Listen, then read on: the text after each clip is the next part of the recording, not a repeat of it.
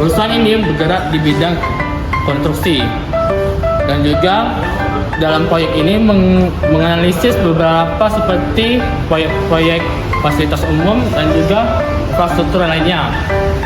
Dan juga perusahaan ini tentu saja memberikan komitmen yang baik dan profesionalitas dalam kerja dan juga dengan kualitas bangunan yang baik dan juga ketepatan waktu dalam bekerja.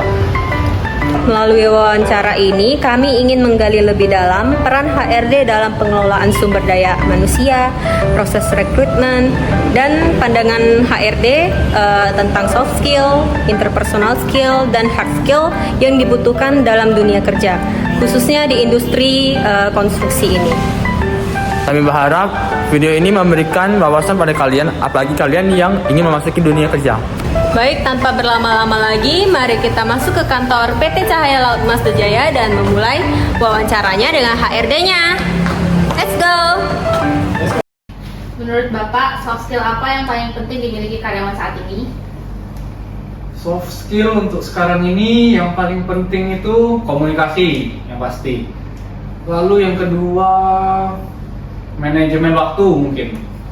Sama satu lagi mungkin kemampuan beradaptasi pada lingkungan.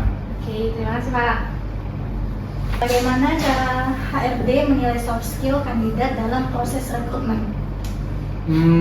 Penilaian yang pasti itu dari interview. Pada saat interview itu gimana kandidat itu mungkin merespon saat diberi pertanyaan, atau cara kandidat tersebut menanggapi pertanyaan, dan juga dari bahasa tubuh mungkin. Terima kasih Pak. Apakah perusahaan memberikan pelatihan soft skill kepada karyawan? Untuk sekarang ini sih sejauh ini dari perusahaan ini belum ada. Namun kemungkinan untuk kedepannya jika ada karyawan yang soft skillnya itu kurang, mungkin dari perusahaan bisa membantu memberikan pelatihan. Oke Pak. Seberapa besar pengaruh soft skill terhadap penilaian kinerja?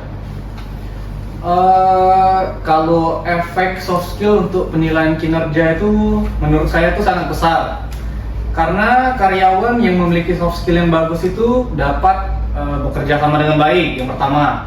Lalu yang kedua, berkomunikasi dengan vendor ataupun atasan dengan baik.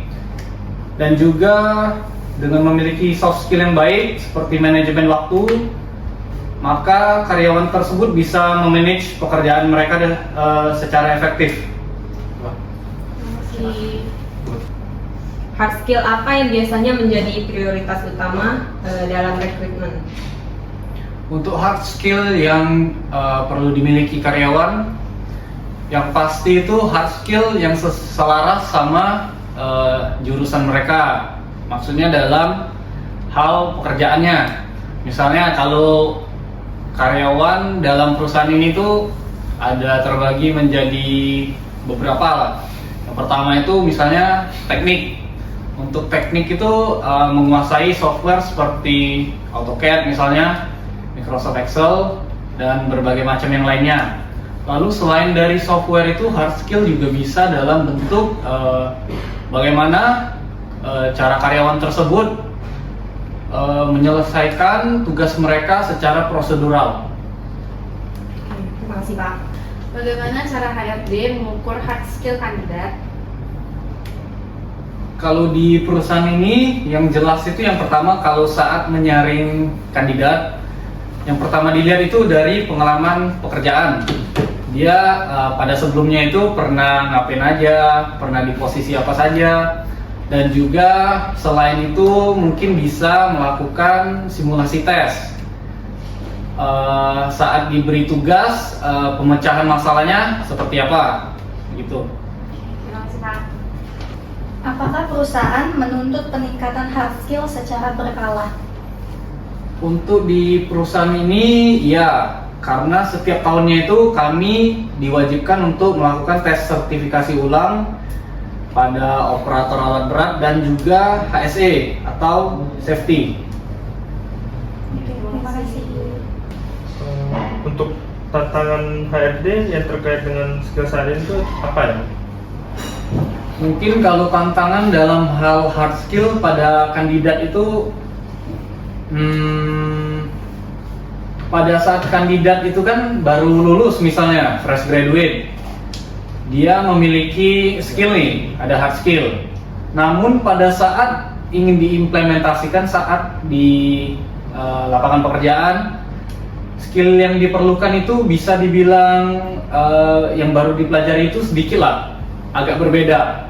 Jadi mungkin tantangannya itu perlu dipelajari lagi hard skill dari kandidatnya sendiri seperti itu untuk diimplementasikan pada pekerjaannya. Mungkin itu. Terima kasih, Bro. Mengapa interpersonal skill penting bagi karyawan? Interpersonal skill penting bagi karyawan. Ya karena di masa pekerjaan kolaborasi antar karyawan itu diperlukan. Jadi antar karyawan tuh harus memiliki sifat yang bagus, cara komunikasi yang bagus seperti tadi, sama cara mereka bekerja sama. Kalau misalkan ada hal yang tidak terpenuhi dari tiga ini, misalnya salah satu komunikasi nih, ada miskomunikasi antar karyawan, ya bisa terjadi berbagai masalah lah. Masalah kecil ataupun besar bisa terjadi semuanya. Oke Pak, terima kasih. Bagaimana HRD menilai interpersonal skill kandidat? Kalau saya pribadi di perusahaan ini menilainya sebagai, saya itu melihat dari yang pertama itu cara orang itu bersikap. Lalu yang kedua saat saya memberikan pertanyaan, bagaimana cara kandidat tersebut menjawab.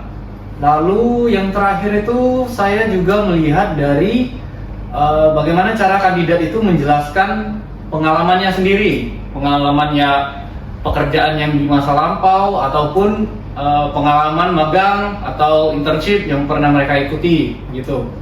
Oke Pak. Masalah interpersonal apa yang sering ditemui di perusahaan? Masalah interpersonal yang seperti tadi mungkin. Yang pertama itu miskomunikasi. Lebih sering terjadi saat ada karyawan baru misalnya. Karyawan baru kan masih mengenal lah lingkungan pekerjaannya. Jadi seringkali terjadi miskomunikasi ya di karyawan baru, ya tidak menutup kemungkinan juga pada karyawan lama. Lalu yang kedua itu misalnya terjadi konflik nih antar pekerja atau karyawan. Jadi konflik itu bisa terjadi karena yang pertama tadi miskomunikasi ataupun cara mereka menyampaikan pendapat atau sesuatu gitu. Bisa menyinggung sesama karyawan lah mungkin itu. Apa contoh nyata ketika soft skill lebih menentukan daripada hard skill? Mungkin kalau dalam hal soft skill yang lebih penting dari hard skill itu mungkin sudah di tingkatan manajemen.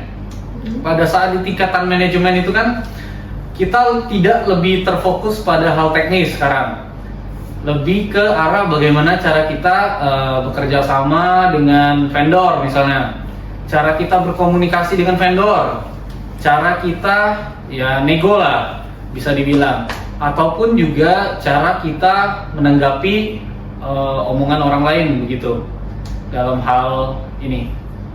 Gitu saja. Oke, terima kasih Bapak HRD PT Cahaya Mas Jaya yang sudah memberikan kami kesempatan dan waktu untuk berbagi wawasan dengan kami di sini semua. Terima kasih Pak. Selamat ya Pak.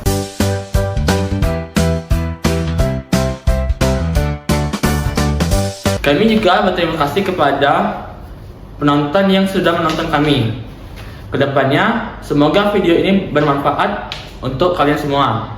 Dan juga semoga informasi yang disajikan dapat memberikan pemahaman baru tentang dunia kerja.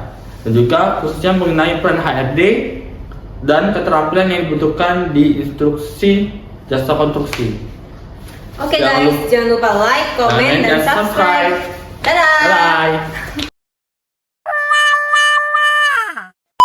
Itu nama perusahaan Konce, sumber kaya